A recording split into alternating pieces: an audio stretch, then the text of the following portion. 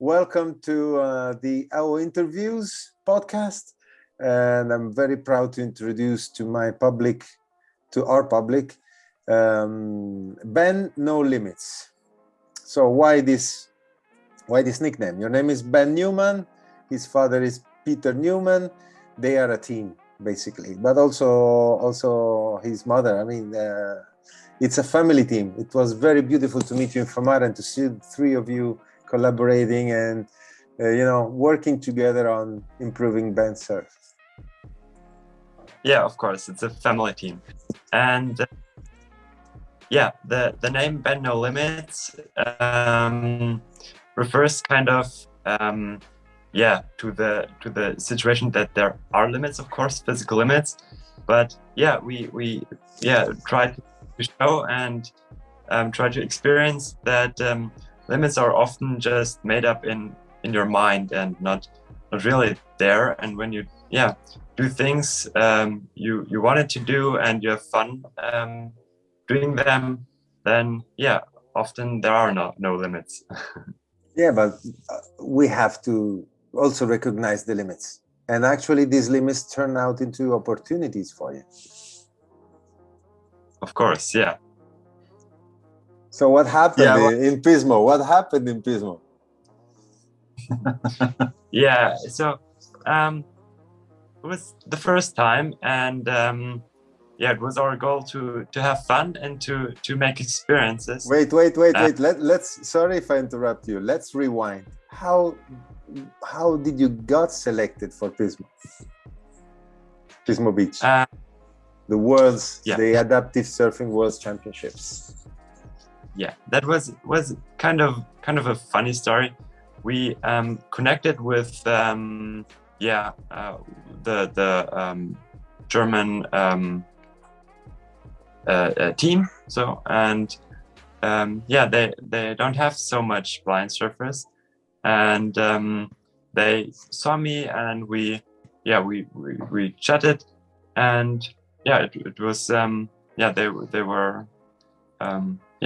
Actually, I'm not really sure whether you even know or remember how we connected, because I went on Facebook, I think a year before, and I saw that there's a Facebook group for adaptive surfing, and they were promoting a contest in a wave pool in Great Britain, in Bristol.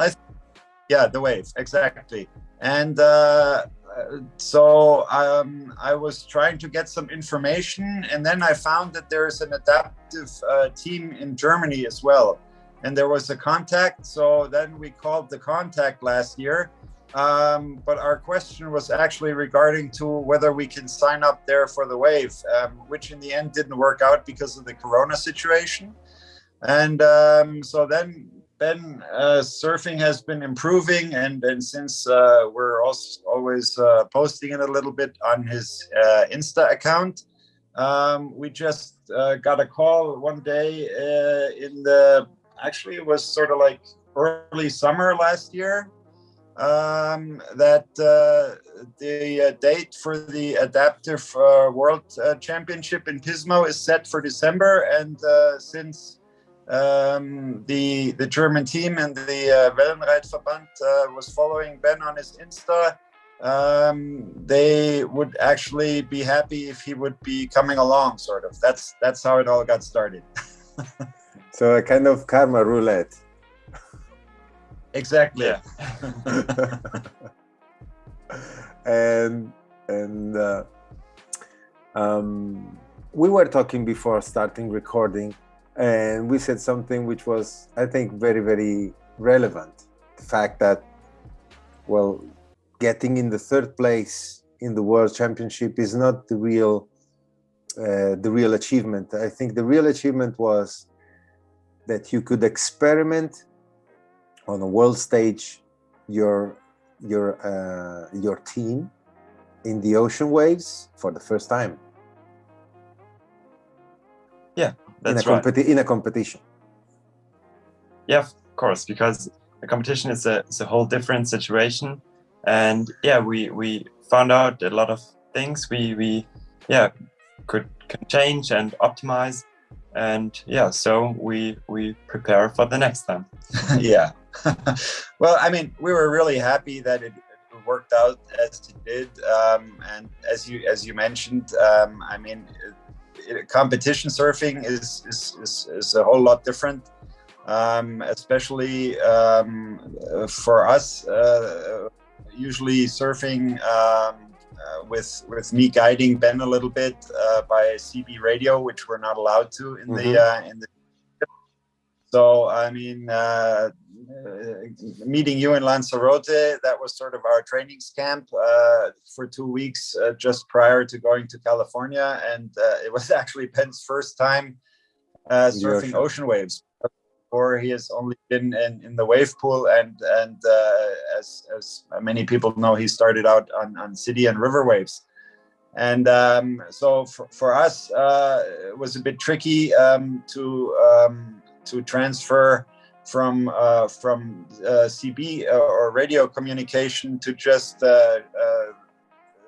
shouting to each other, because that means that I also had to paddle out. I'm not a surfer, so yeah, it was also a real experience for me. But we managed it okay, and then you have all the other things and the competition with the tactics and the pressure that's going on and all that. So I was just lucky to have Ben, because he managed all the situations so well. So exactly, so, this is what I was curious about. Is there any leading in the team, or is just you just find yourself in sync, or there is a tactic you study before, or how does it work for you? Who's giving directions and who is giving feedback? Well, that's also a team effort between us, I would say. Or how would you describe it? Yeah, of course, it's a team effort. So my father is collecting the informations and handing me the informations, and yeah, I try to work with them, and so it's a team effort. For example, tell me one episode, one wave that like you still remember very well and its dynamics. That's difficult. Maybe the one with the 360. Oh, it wasn't a 360, but it was at least an attempt, because you were trying to just improve on the points. Yeah, that's right. So in the beginning, my father is positioning me and giving me commands on the position, and in this part I rely on that information, of course. And when the wave's coming, my father is counting me in, so he's counting 3, 2, 1, and then I'm on my own, probably because I can't hear my father on the wave, and so at this point I need to manage it myself. And there I try to take and use the information the wave gives me, and try to do my best. And oh my God. You know, this is extremely interesting, because I think nobody ever dissected the dynamics of a blind surfer, or, you know, I think this is very, very new to listen about. And another question I have is about your stance. The way you stand on the board is different from the others. You're very careful. You're very trying to keep the body center very low. Your feet are very distant from each other. So I think, is it some kind of technique that you are trying to move from the city waves to ocean surfing, or is it just like the way you surf, period? Yeah, so it's different on the city waves, but my surf style is in general rather smooth and more controlled. And on the ocean, I also often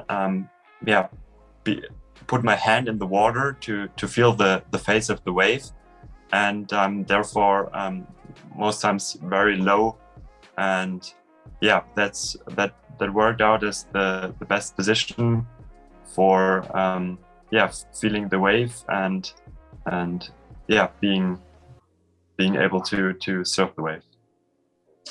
I think it just evolved that way. I mean, we never really talk about the style or the way he stands on the board, and since, as I said, I don't have experience in surfing, that's just something that he tries to work out by trial and error, I would say. Yeah.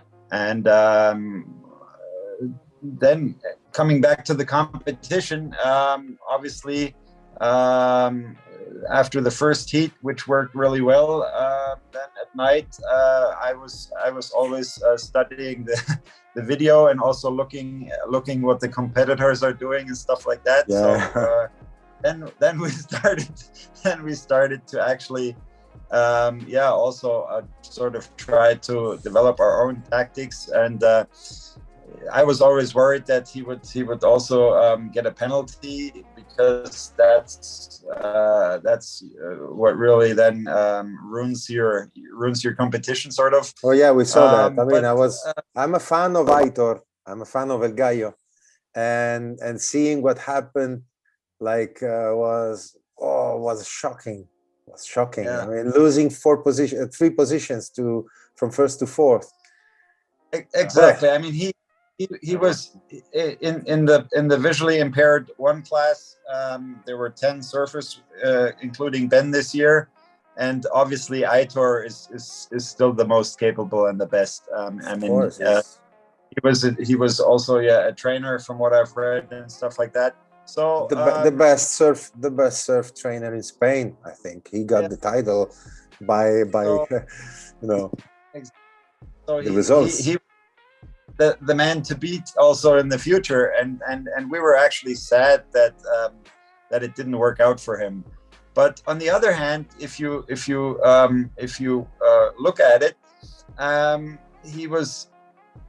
he's always so anxious to surf his best, also, that he was so typical of winners. Typical of winners. Real winners are like this. And he took the way straight through the field, and he risked it all and he lost it all. Yeah, but the way he confronted also this in the following hours, and also by his post, as far as I could follow him, probably he could have a really bad reaction in the moment, but I think he accepted it very well, and it was a stimulus for him to do better. This is what I think. I hope to be able to interview him and ask him directly. I don't know. Yeah, I will ask him. I think he's just a great sportsman, and as you said, from what I could watch, I mean, obviously he was really disappointed and sad, and I think we actually we've met him only briefly before, and then after that we went up to him and talked to him a little bit, and he was just a really nice guy, and I think we also made a photo together and stuff like that. So yeah, it was really cool experience.